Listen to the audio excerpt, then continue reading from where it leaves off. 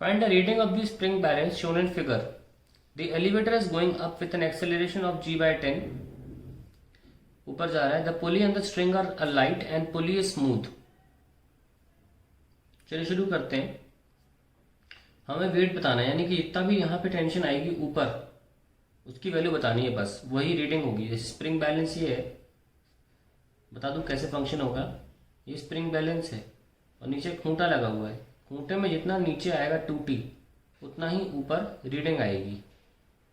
सो हमारा मेन उद्देश्य टूटी फाइंड करने का है, क्योंकि इधर टी है इधर टी है तो टूटी तो बोलेंगे, है ना. आइए एफबीडी बनाते हैं. जैसे डायग्राम अलग से बना के देखें.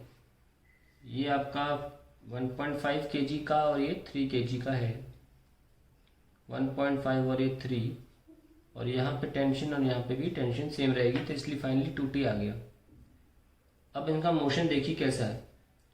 ऑब्वियसली सब पे अब मैं एफ बी डी बनाऊंगा, मैं नहीं दिखाना चाह रहा एम जी, मैं एफ बी डी बनाऊंगा. ठीक है, तो F B D of 1.5 kg, और मैं ऐसे दिखाना चाहता हूँ कि ये ऐसे मूव कर रहा है. ठीक है, चलिए.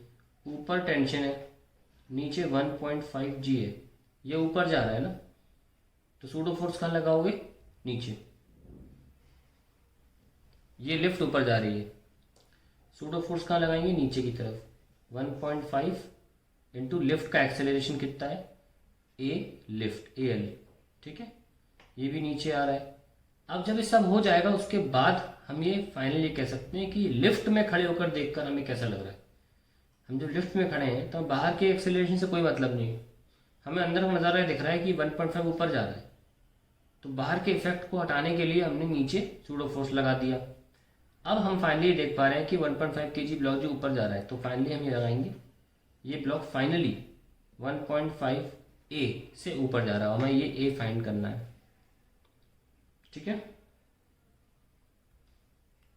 2t मतलब बिना ए फाइंड के हम टी नहीं निकाल पाएंगे, इसलिए कह रहा हूँ. निकाल भी सकते हैं क्योंकि कैलकुलेशन में आप चाहे तो ए को एलिमिनेट कर दें. खैर अभी इक्वेशन लिख लेते हैं. इक्वेशन क्या आएगी? टी माइनस ये दोनों मिला के 1.5 g plus A L lift का इज इक्वल्स टू 1.5 ए. ये हमारी फर्स्ट इक्वेशन होगी. ठीक है, इसको सॉल्व भी कर लेते हैं क्योंकि g बाय 10 दे रखा है. सॉरी 1.5 10 प्लस 0.1 10 है ना, और g बाय 10 0.1 g हो जाएगा.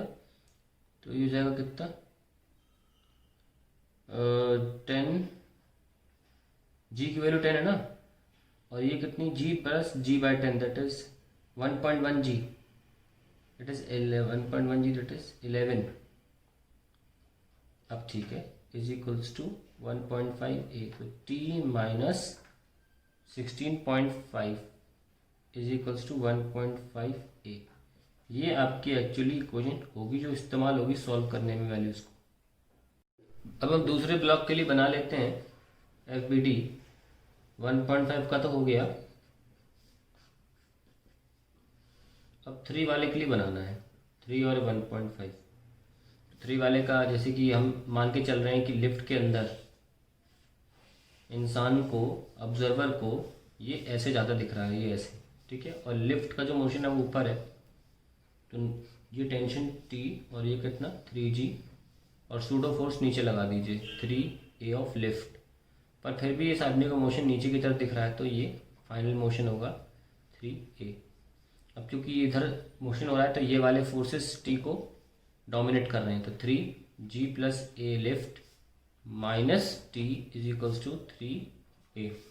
3g 10 होता है, ए लिफ्ट 1 है क्योंकि g बाय 10 की वैल्यू 1 आएगी. g 10 लेके चल रहा हूँ, minus T equals to 3a. 33 minus T equals to 3a. ये हमारी दूसरी इक्वेशन आ गई. तो हमारी पहली इक्वेशन क्या थी? हमारी पहली इक्वेशन है t माइनस 16.5 इक्वल्स टू 1.5 है. तो ये सेकंड इक्वेशन है. तो solving first and second, t minus 16.5 is equals to 1.5 है, और 33 minus T is equals to 3 है. हमें तो 3 से मतलब है, तो 2 से मल्टीप्लाई कर दो इस इक्वेशन को. 2t माइनस 33 इज़ 3a और 33 minus T is equals to 3a, minus plus और minus cancel, so I will get 3t है ना, 2t plus T 3t minus 66 equals to 0.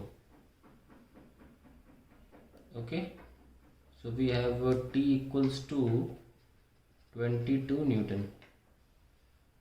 तो 2t हमारा जो वेट होगा स्प्रिंग बैलेंस का ऊपर होगा, that will be 22 into 2 that is 44 Newton. पर स्प्रिंग बैलेंस हमेशा केजी में आंसर देता है, तो हम उसको लिख सकते हैं कितना, स्प्रिंग बैलेंस